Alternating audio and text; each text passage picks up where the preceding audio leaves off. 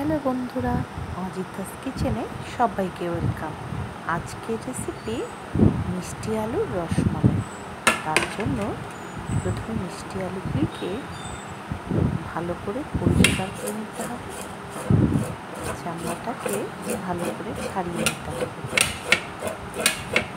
তা না হলে গায়ের মধ্যে তো মাটি লেগে থাকে না। একে ভালো করে পরিষ্কার করে নিতে হবে। তারপর একটা চপার দিয়ে এটাকে ভালো করে ঘষতে হবে।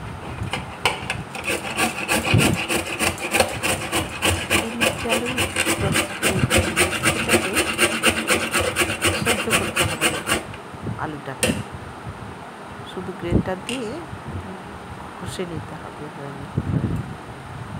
তাতে দুটো জিনিস ভালো হবে, এক তো আলুর মিষ্টিটাও থাকবে, আর দ্বিতীয়ত খুব তাড়াতাড়ি হয়ে যাবে। আবার সেদ্ধ করো, সময়েরও তো দরকার। তারপর একটা ফ্রাইং প্যানে বেশ কিছুটা ঘি দিতে হবে। তার মধ্যে গ্রেট করে রাখা ওই গাজরগুলিকে দিয়ে ভালো করে ভাজতে হবে। আর ওই কড়াইয়ে দিলে একটু আঠা আঠা হয়েই আসে। তারপর একটা ঢাকনা দিয়ে কিছুক্ষণ ঢেকে ভালো করে ওটাকে ভাজা বলুন বা সেদ্ধ বলুন, বেশ একটা মাখো মাখো এরকম হয়ে আসবে।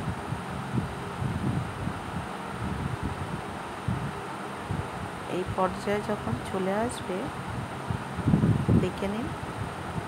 তারপর মিষ্টি আলুটাকে নামিয়ে একটা প্লেটে একটু ঠান্ডা করে ভালো করে মাখতে হবে।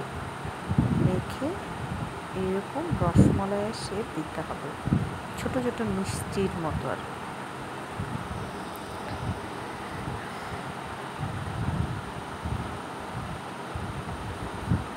আমারগুলি সব এক সাইজের হয়নি। যাই হোক, একটা কড়াইয়ে একটু ঘি আর একটু রিফাইন তেল দিয়ে এই লাড্ডুগুলিকে ভাজতে হবে।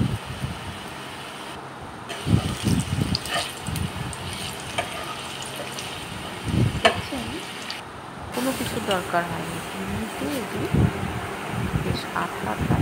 আর এদিকে দুধটাকে ভালো করে জাল দিতে হবে, সুন্দর করে জাল দিতে হবে।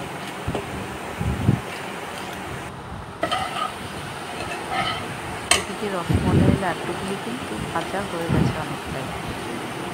একটু লাল লাল করে ভাজলে ভালোই লাগবে। দুধটাও হয়ে আসছে। এর মধ্যে আমি কিছুটা চিনি দিয়ে দিব।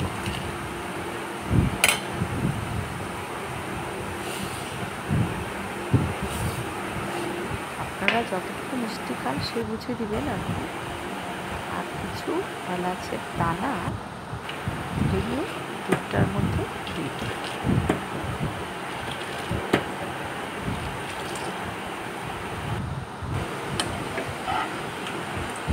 আর এই ভেজে রাখা লাড্ডুগুলি এই দুধের মধ্যে দিয়ে কিছুক্ষণ ফোটাতে হবে।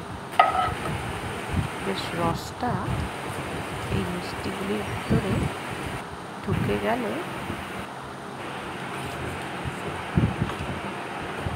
গ্যাসটা বন্ধ করে কিছু সময় একটু চাপা দিয়ে রাখতে হবে।